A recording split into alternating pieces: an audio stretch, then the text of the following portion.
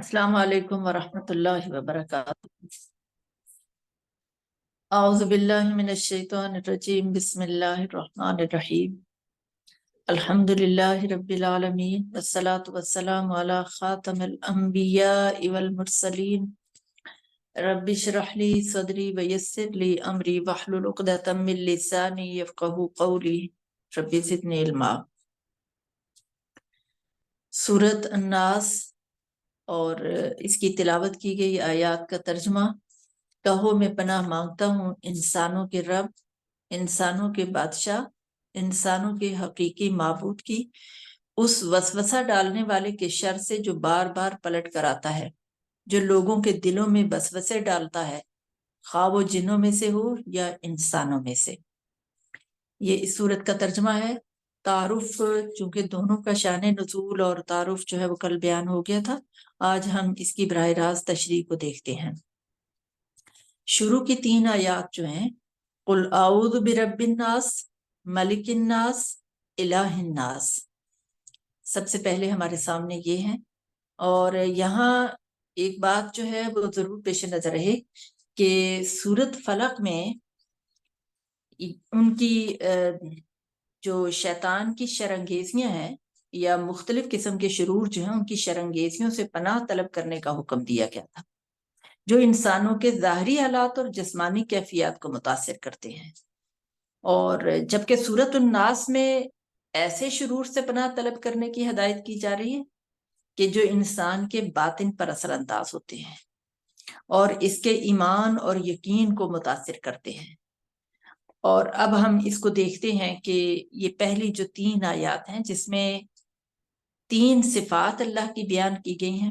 और उन 3 सिफात के हवाले से शैतान के शर से पनाह मतलब की गई है। आइए इसको देखते हैं कि अल्लाह ताला की इन 3 सिफात को याद रखते हुए पनाह तलब की गई है। एक तो उसका रब्बुन नास, यानी तमाम इंसानों का परवरदिगार, उनका मुरब्बी, मालिक, आका, ये सब मानी है। दूसरा इसका मलिक नास, मलिक नास जो है यानी तमाम इंसानों का बादशाह और हाकिम और फरमारवा होना। तीसरा उसका इलाहुन्नास, यानी इंसानों का हकीकी माबूद होना। अब यहाँ पर माबूद होने के हवाले से ये वजाहत जरूरी है कि इलाह के मानी जो हैं वो कुरान मजीद में भी 2 तरह से लिए गए हैं। एक तो वो शय या वो शख्स है कि जिसको लोगों ने अज खुद माबूद बना लिया, हालांकि उसको माबूद होने का हक नहीं पहुंचता था, अमलन लोग उसकी इबादत कर रहे हैं। दूसरा वो जिसे इबादत का दरअसल हक पहुंचता है और वही हकीकी माबूद भी है, खा लोग उसकी इबादत करें या ना करें। तो अल्लाह के लिए जहां ये लफ्ज इस्तेमाल हुआ है, इस दूसरे मानी में ही इस्तेमाल हुआ है। इन 3 सिफात को पेश नजर रख के इस्ताज़ा का मतलब ये हुआ कि मैं उस खुदा की पनाह मांगता हूं जो इंसानों का रब, बादशाह और माबूद होने की हैसियत से अब उनके ऊपर पूरा मुकम्मल इक़्तिदार रखता है, जो अपने बंदों की हिफाजत पर पूरी तरह कादिर है, जो वाकई उस शर से इंसानों को बचा सकता है जिससे खुद बचने और दूसरे इंसानों को बचाने के लिए मैं उसकी पनाह मांग रहा हूँ। यही नहीं बल्कि चूंकि वही रब और बादशाह और इलाह है, इसलिए उसके सिवा और कोई है ही नहीं जिससे मैं पनाह मांगू और जो हकीकत में पनाह दे भी सकता हूँ। तो ये 3 सिफात दरअसल इसी लिहाज से हैं कि वही एक रब है, वही लोगों का बादशाह भी है, वही लोगों का माबूद भी है, और वही ये ताकत और इख्तियार भी रखता है कि लोगों को असल पनाह दे सके। और कोई भी जो खुद साख्ता बादशाह, खुद साख्ता रब, खुद साख्ता माबूद, जो जिस किसी को भी बनाया है, वो ये कतई तौर पे इक़्तिदार और इख्तियार नहीं रखते कि लोगों को हकीकी पनाह दे सके। इसके बाद अगली आयत आती है मिन शर्रिल वसवासिल खन्नास, कि उस वसवसा डालने वाले के शर से जो बार बार पलट कर आता है। वसवसा का लफ्ज इस्तेमाल हुआ है वसवसा, और वसवसा का लफ्ज जो है इसके अंदर, इसके मानी के अंदर भी तकरार है, यानी पे दर पे बार बार कई तरीकों से दिल के अंदर बुरी बात का ख्याल डालना। اور یہ نہیں کہ ایک دفعہ ڈالنا، بلکہ بار بار اسے ڈالتے ہی رہنا، حتیٰ کہ اسے پھر محسوس ہونا شروع ہو جائے۔ اور اس کے وزن پہ ہی لفظ زلزلہ بھی آتا ہے، اس کے اندر بھی تکرار ہوتی ہے کہ بار بار ہلنا۔ تو اسی طرح سے وسوسہ، یعنی وہ ایک دفعہ انسان کو بہکانے کے بعد اپنی کوشش کو ختم نہیں کر بیٹھتا، بلکہ اسے بہکانے کی پے در پے کوشش کرتا ہے۔ اسی لیے ایسی کوشش کو وسوسہ کہتے ہیں، اور ایسی کوشش کرنے والے کو وسواس کہا جاتا ہے۔ اب رہا لفظ خناس، تو یہ خنوس سے ہے، جس کے معنی ہوتے ہیں ظاہر ہونے کے بعد چھپ جانا، یا سامنے آنے کے بعد پھر پیچھے ہٹ جانا۔ اور خناس چونکہ مبالغے کا صیغہ ہے، اس لیے اس کے معنی کے اندر اسی فعل کی، یعنی یہ جو فعل ہے چھپنا اور سامنے آنا اور بار بار جو ہے وہ ظاہر ہونا اور پھر پیچھے ہٹ جانا، تو اس فعل کی کثرت کے معنی پائے جاتے ہیں، یعنی وہ بار بار ایسا کرتا ہے۔ اب یہاں پہ بات جو ہے وہ واضح ہو جاتی ہے کہ وسوسہ ڈالنے والے کو بار بار یہ کام کرنا پڑتا ہے کہ وہ وسوسہ اندازی کرنے کے لیے آدمی کے پاس جائے۔ اور ساتھ ساتھ جب اسے خناس بھی کہا گیا تو دونوں الفاظ کے ملنے سے اب یہ مفہوم پیدا ہو جاتا ہے کہ وسوسہ ڈال ڈال کر وہ پیچھے ہٹ جاتا ہے اور پھر پے در پے وسوسہ اندازی کے لیے پلٹ کر آتا ہے۔ اور اگر دوسرے لفظوں میں ہم اس کو سمجھنا چاہیں تو وسوسہ اندازی کی کوشش جب ایک دفعہ ناکام ہو جاتی ہے تو وہ چلا جاتا ہے، پھر وہی کوشش کرنے کے لیے اسے کئی مرتبہ دوبارہ آنا پڑتا ہے، لیکن وہ مایوس نہیں ہوتا۔ یعنی یہ شیطان یا شیطان کے جتنے بھی ہم نوا ہیں، اس کے کارندے ہیں جو اس کام پر مامور ہیں، وہ ایک دفعہ یہ کام نہیں کرتے، وہ مختلف طریقوں سے بار بار اس کو سر انجام دیتے ہیں تاکہ اس کے اوپر اثر انداز ہو جائیں۔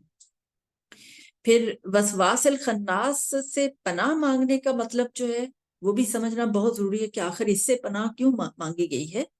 تو شر سے، دراصل جو شیطان کا شر ہے، اس سے پناہ مانگنے کا مطلب پناہ مانگنے والا خود اس کے شر سے خدا کی پناہ مانگتا ہے،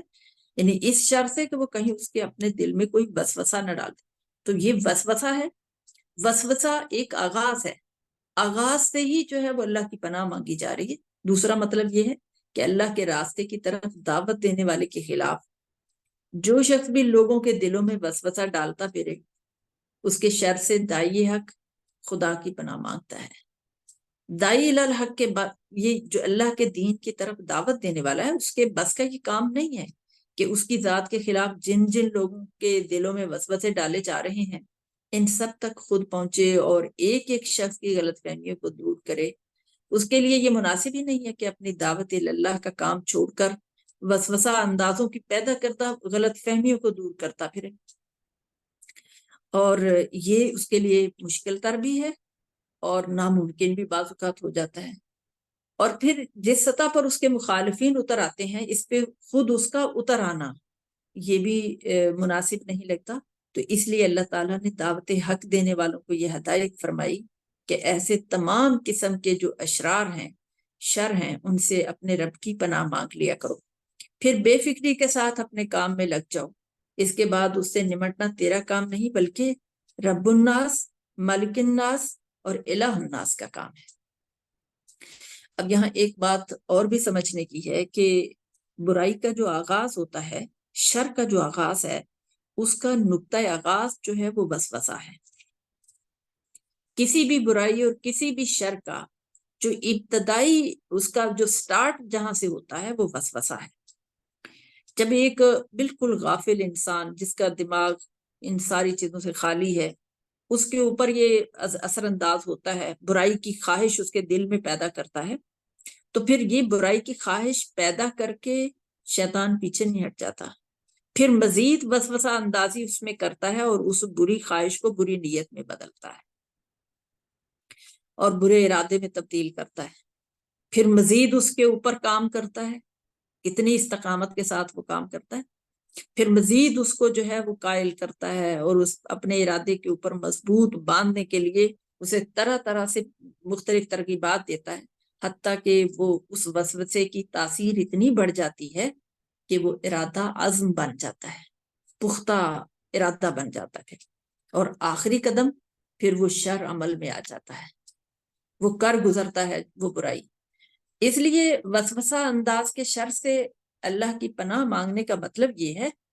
کہ شر کا آغاز جہاں سے جس مقام سے شروع ہو رہا ہے، اللہ تعالیٰ اسی مقام پر اس کا قلع کما کرتے ہیں، وہیں پہ اس کا خاتمہ کرتے ہیں۔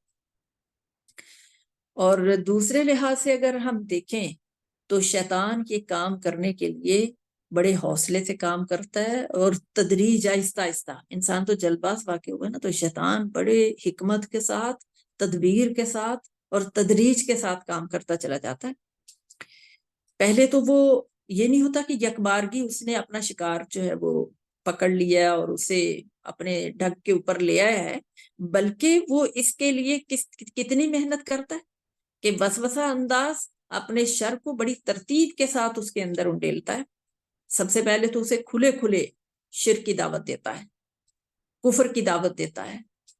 اللہ اور رسول کی بغاوت کی دعوت دیتا ہے، اور اللہ کے دین کا کام کرنے والوں کے خلاف عداوت پر اکساتا ہے، ان کے دلوں میں اس کے دل میں ان کی نفرت ڈالتا ہے۔ پھر اگر اس میں ناکامی ہو جائے تو وہ مایوس نہیں ہوتا، پھر اس کے لیے وہ کیا تدبیر اختیار کرتا ہے کہ پھر اچھا ٹھیک ہے، اس کے بعد اگلا کام وہ دوسرے طریقے سے کرنا شروع کر دیتا ہے کہ پھر اسی فرد کو بدعت پر اکساتا ہے، دین میں نئی نئی چیزیں شامل کر لو، کہیں عذرات کی شکل میں، کہیں سہولتوں کی شکل میں، گنجائشوں کی شکل میں، نیکی کا دماغ کے اندر ڈالتا ہے کہ یہ کام بھی نیک ہے، اس کو بھی شامل کر لو، تو مختلف بدعات جو ہیں پھر اس کا وسوسہ دل میں ڈالتا ہے۔ پھر اگر یہ بھی نہ ہو سکے تو پھر گناہ کی رغبت دلاتا ہے، کسی معصیت کی طرف اس کو لے جانے کی کوشش کرتا ہے، اور اگر اس میں بھی کامیابی نہ ہو تو پھر آدمی کے دل میں یہ خیال ڈالتا ہے کہ چھوٹے چھوٹے گناہ کر لینے میں کیا حرج ہے، یہ تو بہت معمولی سا گناہ ہے، بہت چھوٹا سا گناہ ہے، آخر اس کو کر لینے میں کیا حرج ہے، باقی دنیا بھی تو سارا کچھ کر رہی ہے۔ پھر اگر یہ چھوٹے چھوٹے گناہ کرنے پہ قائل ہو جائے تو ظاہر ہے چھوٹے چھوٹے مل کے تو گناہوں کا بار عظیم بن جاتا ہے۔ اگر آدمی ان سے بھی، اس تدبیر اور اس کے حملے سے بھی بچ جائے تو پھر وہ کوشش کرتا ہے کہ آدمی دین حق کو بس اپنے تک محدود رکھے، یعنی اگر کسی کا دین اور ایمان اتنا مضبوط ہے کہ وہ پچھلے تمام اس کے حربوں سے بچ گیا ہے، تو پھر آخری حربہ وہ یہ چلتا ہے کہ چلیں اس دین کو اپنے تک محدود رکھیں، اب دوسروں تک پہنچانے کے لیے خامخواہ آپ اپنے آپ کو کیوں تکلیف دیتے ہیں، آپ خود تو ٹھیک ہیں، آپ کو دوسروں کی فکر نہیں ہونی چاہیے، اور اس دین کو غالب کرنے کی فکر چھوڑ دیں۔ لیکن اگر کوئی شخص ان تمام چالوں کو ناکام کر دے تو پھر شیاطین جن و انس اب پوری کی پوری پارٹی بن کر، جماعت بن کر اس کے اوپر پل پڑتے ہیں، اور اس کے خلاف لوگوں کو پھر اکساتے ہیں، لوگوں کو اس کے خلاف بھڑکاتے ہیں، پھر گالیوں کی بچھاڑ، الزامات کی بچھاڑ اس کے اوپر ہوتی ہے، اور اس طرح سے اس کو بدنام اور رسوا کرنے کی کوششیں شروع ہو جاتی ہیں۔ پھر شیطان اس مرد مومن کو آ کر پوچھتے ہوتا ہے کہ تمہارے خلاف یہ سب کچھ ہو رہا، تم جواب دو اس کا، تاکہ وہ بھی پھر اسی نہج پر اتر آئے جس پہ اس کا دشمن جو ہے وہ کام کر رہا ہے۔ اور یہ شیطان کا آخری حربہ ہے جس سے دعوت حق کی راہ کھوٹی کرانے اور داعی اللہ کی راہ کے اندر کانٹوں، اس کا دامن کانٹوں کے اندر الجھانے کے لیے یہ کوشش کرتا ہے کہ وہ اپنے ان دشمنوں اور یہ تمام لوگ جو اس طریقے سے اس کے خلاف پروپیگنڈا کر رہے ہیں، ان کے ساتھ الجھ کر رہ جائے، اور اللہ کے دین کا کام جو یہ کر رہا تھا اس سے یہ غافل ہو جائے۔ اس سے بھی اگر کوئی داعی حق بچ نکلتا ہے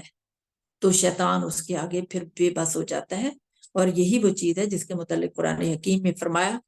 وَإِمَّا يَنزَغَنَّكَ مِنَ الشَّيْطَانِ نَزْغٌ فَاسْتَعِذْ بِاللَّهِ،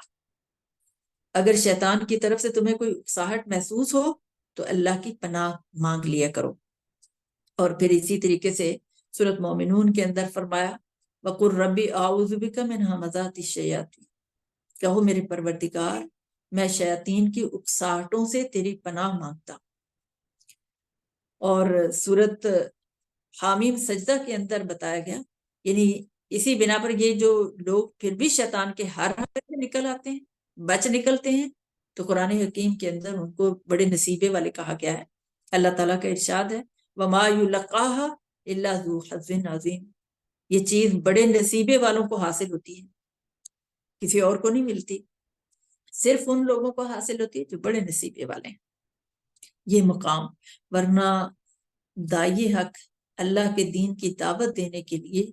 निकलता है, इरादा करता है, तो ये नहीं कि ये रास्ता उसके लिए बहुत आसानियों के साथ खुलता चला जाता है, बल्कि हर मकाम पर, हर मोड़ पर, हर चौराहे पर कोई ना कोई शैतान उसे बहकाने के लिए तैयार होता है। और शैतान की वो मुख्तलिफ शक्लें हैं, वो मुख्तलिफ उसके अंदाज हैं, वो कभी खुद होता है, कभी उसके कारिंदे होते हैं, और कभी इंसान का अपना नफ्स होता है जो इस काम से बाज रखने के लिए ये सारे अवामिल करते हैं, तदरीज के साथ, धीरे धीरे, ग्रेजुअली करते हैं, जिनका भी मैंने तस्करा किया है। फिर इस हवाले से अगली जो बात आती है उसी को हम देखते हैं, अल्लज़ी युवस्विसु फी सुदूरिन नास। अब ये सुदूर नास तक पहुंच जाता है कि ये वसवसा जो है वो डालने के लिए दिलों में वसवसा डालता है, दिल के अंदर ही ये चीज जो है वो सबसे पहले उसको हमलावर होती है। तो ये इंसान के दिल में जो वसवसा अंदाजी है, सिर्फ बाहर से शयातीन जिन्नो इंसी नहीं कर रहे होते, बल्कि खुद इंसान का अंदर से नफ्स भी ये काम करता है, और फिर उसके अंदर अपने गलत नजरियात उसकी अकल को गुमराह कर देते हैं, और फिर उसकी नाजायज अगराज और ख्वाहिशात, फिर उसकी कुव्वत तमीज, कुव्वत इरादी, कुव्वत फैसला, ये सारी चीजें मिलकर उसको रास्ते से हटाने के लिए काम करती हैं। और फिर बाहर के शयातीन ही नहीं, बल्कि इंसान के अंदर इसका अपना नफ्स जो है वो भी शैतान उसी तरीके से उसको बहकाता जैसे शैतान बहकाता है। यही बात है जो कुरान मजीद में एक जगह फरमाई गई कि वन्नालमु मा तुवस्विसु बिही नफ्सु, सूरह काफ के अंदर फरमाया, और हमने उसको उसके अपने नफ्स से उभरने वाले वसवसों को जानते हैं। यानी अल्लाह तो उस वसवसे तक से आगाह है। इसी बिना पर रसूलुल्लाह सल्लल्लाहु अलैहि वसल्लम अपनी दुआओं में ये दुआ मांगा करते थे, नाउज़ु बिल्लाहि मिन शुरूरि अनफुसिना, कि हम अल्लाह की पनाह मांगते हैं अपने नफ्स की शरारतों से। तो नफ्स जो है वो भी इंसान को शरारत पर आमादा करता है, उस शर की तरफ ले जाने का बाइस बनता है। और आखिर में फिर फरमाया कि मिनल जिन्नति वन्नास। अब ये जो शर फैलाने के लिए और वसवसा अंदाजी का काम कर रहा है, खा ये जिन्नों में से हो या इंसानों में से, जिन्नों में से हो या इंसानों में से, शैतान अपने हमनवाओं के जरिए से काम करे या खुद अकेला करे, पूरी पार्टी बनकर बाजुकात काम करता है, और बाजुकात उसको हदफ इतना आसान होता है कि वो अकेला ही कर रहा होता है। यानी इब्लीस रजीम, जिसे शैतान के नाम से याद किया जाता है, तो इस आयत में इसके खानदान या इसके हमनवाओं का दरअसल हवाला दिया गया है। वसवसा अंदाजी का अमल इस कदर वुसअत रखता है अपने अंदर, हम माशरे के अंदर रहते हुए इसको कभी बगौर इसका जायजा लें तो फिर अंदाजा होता है कि एक दिन में कितने तरीकों से हमारे दिमाग के अंदर वसवसे डालता है। इस ड्यूटी पर जो तैनात है वो खा जिन्नात में से है या इंसानों में से, वो पूरी तनदही के साथ वो अपना काम कर रहे थे। जिन्नात में कुछ तो वो है जो इब्लीस का अपना खानदान, यानी इसकी अपनी औलाद है, और कुछ वो है जो इसकी तबलीग और दावत के वजह से, यानी वसवसा अंदाजी के अमल से मुतासिर होकर, और अब बिगाड़ की इस इंतहा को वो पहुंच चुके हैं कि उन्होंने वही काम करना शुरू कर दिया है जो दरअसल पहले इब्लीस कर रहा था, और अब इसी चीज को उन्होंने अपनी जिंदगी का मकसद बना लिया है। और जहां तक इंसानों का ताल्लुक है, जाहिर है कि ये इब्लीस से जाती एतबार से तो कोई कुर्बत नहीं रखते हैं, वो अलग जिन्नों में से है, ये इंसान है, तो इनका बाहम वैसे तो कोई कुर्ब नजर नहीं आता, लेकिन इसकी मुसलसल वसवसा अंदाजी जो है, उसकी जो जदीद तरीन शक्लें भी इस वक्त हम दुनिया के अंदर देख रहे हैं, उससे ये इस हद तक मुतासिर हो चुके होते हैं कि उन्होंने अब शैतान को अब करने की जरूरत शायद बाकी नहीं रही, शैतान तो आराम फरमा रहा है, अब ये काफी हद तक शैतान के काम को कर रहे हैं। एक दो मिसालें ही हैं, फिर इन्हीं मिसालों को अगर पेश नजर रखें तो माशरे के अंदर फैली हुई जितनी भी बुराइयां हैं उन सब के असबाब और वजूहात भी सामने आते चले जाएंगे। तालीमी इदारों के अंदर ابلیس نے شروع میں کسی ایک دماغ کے اندر مخلوط تعلیم کے لیے کو ایجوکیشن کا خیال ڈال دیا. اب اس کے جو برگو بار آئے ہیں، جو اس کا نتیجہ برآمد ہوا، اب اس سارے نتیجے کو دیکھتے ہوئے ابلیس کو تو اب کچھ اور ضرورت نہیں ہے. ہر ادارہ اب اس میں خود کفیل ہو چکا ہے. اب شیطان وہاں پہ جانے کی ضرورت نہیں ہے، اس کو فوج در فوج لانے کی ضرورت نہیں ہے کہ اتنے سارے لوگوں کو بہکائے. اب اس کا کام وہاں بڑی آسانی کے ساتھ ہو رہا ہے. تعلیمی نصاب کی تبدیلی، یقیناً اس میں بھی کوئی کوشش شامل ہوگی. شیطان نے پہلے کسی ایک دماغ کے اندر تو یہ وسوسہ ڈالا، لیکن اب اس تعلیمی نصاب سے جو ذہن تیار کیے جا رہے ہیں، اور کتنے ہیں جو اس سے پہلے تیار ہو کر اساتذہ کی کرسیوں تک جا پہنچے ہیں، اور اب وہ اس عمل کو جس طرح آگے بڑھا رہے ہیں، اس میں ابلیس کو کوئی تکلیف اٹھانے کی اب ضرورت نہیں ہے. یہی حال ہمارے سیاستدانوں کا، ہمارے تاجروں کا، ہمارے باقی دیگر جتنے بھی ادارے ہیں، ان سب کا بھی یہی کردار ہے. ان میں کوئی ادارہ ایسا نہیں ہے جو شیطان کے مشن کو آگے نہیں بڑھا رہا. اب اصل عافیت اسی میں ہے. عافیت کا اگر کوئی راستہ، بچنے کا کوئی راستہ موجود ہے، تو وہ یہی کہ ہر مومن و مسلم اللہ تعالیٰ کی پناہ طلب کرے، اور پھر اس کے اوپر بھروسہ کرتے ہوئے اپنا سب کچھ اس راہ میں لگا دے. نبی صلی اللہ علیہ وسلم حضرت ابو ذر غفاری سے پوچھا، مسجد نبوی میں تشریف فرما تھے، تو پوچھا کہ ابو ذر تم نے نماز پڑھ لی؟ تو ابو ذر کہتے ہیں میں نے عرض کیا نہیں. فرمایا اٹھو اور نماز پڑھو. چنانچہ میں نے نماز پڑھی اور پھر آ کر بیٹھ گیا. حضور صلی اللہ علیہ وسلم نے فرمایا ابو ذر، شیاطین انس اور شیاطین جن کے شر سے اللہ کی پناہ مانگا کرو. یا ابا ذر تعوذ باللہ من شر شیاطین والانس والجن، کہ اے ابو ذر شیاطین انس اور شیاطین جن کے شر سے اللہ کی پناہ مانگو. میں نے عرض کیا یا رسول اللہ صلی اللہ علیہ وسلم، کیا انسانوں میں بھی شیطان ہوتے ہیں؟ تو آپ صلی اللہ علیہ وسلم نے فرمایا ہاں. تو گویا شیطانوں میں بھی وہ شر اسی طرح سے پایا جاتا ہے جیسے جنوں میں پایا جاتا ہے. تو ہر دو طرح سے، اور پھر تیسرا اپنا نفس بھی ہے. ان سب کے شر سے اللہ کی پناہ اپنے صبح اور شام کے اذکار میں، اور اپنے تمام امور میں، اور روزانہ کی بنیاد پہ یہ تمام جتنے بھی شر ہیں، ان سے اللہ کی پناہ طلب کرتے رہنا. کیونکہ اللہ کی پناہ ہی وہ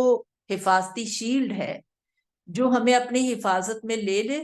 تو پھر ان تمام قسم کے حملوں سے اور ان تمام قسم کے شر جو کہ نقصان پہنچاتے ہیں انسان کو، جسمانی لحاظ سے بھی، روحانی لحاظ سے بھی، اس کے ایمان کے اعتبار سے بھی، تو اس سے بچنے کا واحد راستہ یہی ہے. اللہ کی حفاظت سے بڑی حفاظت اور کسی کی نہیں ہے. تو اتنا بڑا حصار اور حفاظت جس کی لے لی جائے، اس کے بعد پھر انسان مطمئن ہو کر اس راستے کے اوپر چل سکتا ہے. اور جو باتیں سمجھنے کی اس میں سے ہیں،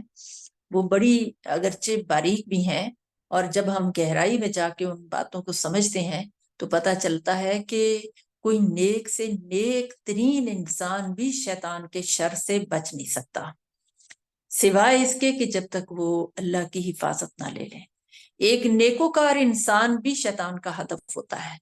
اس کو بھی نیکی سے ہٹانے کے لیے اور اس نیک رستے سے پیچھے کرنے کے لیے، سست کرنے کے لیے، کاہل کرنے کے لیے وہ پوری کوششیں کرتا ہے.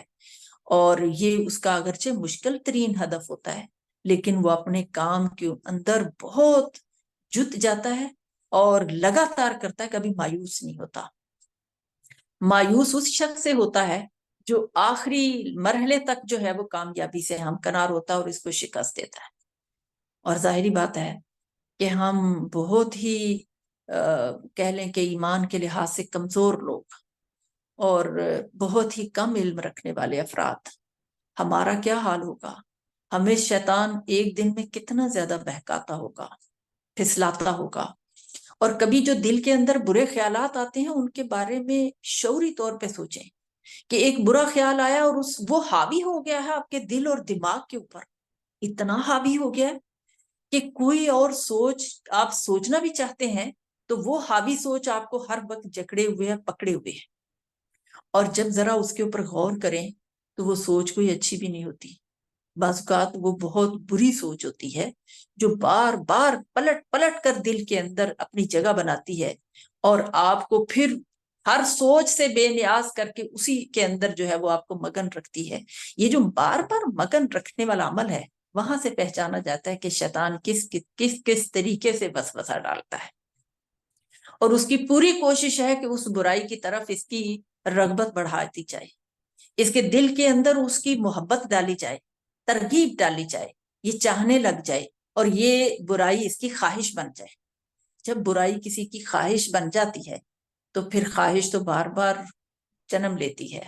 خواہش بار بار انسان کو آمادہ کرتی ہے کہ یہ کر گزرنا چاہیے. پھر وہی خواہش نیت بنتی ہے، پھر وہی نیت اس برے کام کی طرف عزم اور حوصلہ دے دیتی ہے کہ کوئی نہیں، باقی لوگ بھی تو کر رہے ہیں، پھر کیا حرج ہے کر لینے میں. کتنے ہی لوگ ہیں جن کو ہم نے دیکھا ہے کچھ بھی تو نہیں بگڑا ہے، اگر ہم کر لیں گے تو کیا فرق پڑے گا. یہ وہ مرحلے ہیں جہاں پر اس نقطۂ آغاز کے اوپر ہی اس برائی کی پہچان کرنی ہے جب وہ دماغ کے اندر بار بار وسوسے کی شکل میں آ رہا ہے، اور وہیں سے اللہ کی پناہ جو ہے وہ طلب کریں تاکہ وہ وسوسہ ہی وہاں سے دماغ کے اندر سے نکل جائے اور ختم ہو جائے. اور اللہ ہماری حفاظت کرے ہر طرح کی برائی سے، خواہ وہ ظاہر کی برائیاں ہیں، خواہ وہ باطن کی برائیاں ہیں، وہ روحانی ہیں، وہ اخلاقی ہیں، وہ جس طریقے کی بھی برائیاں ہیں، ان ساری برائیوں سے ہم سب کی حفاظت فرمائے. اللہ رب العالمین ہم سب کی مغفرت فرما دے، ہمیں معاف کر دے. وآخر دعوانا ان الحمد للہ رب العالمین.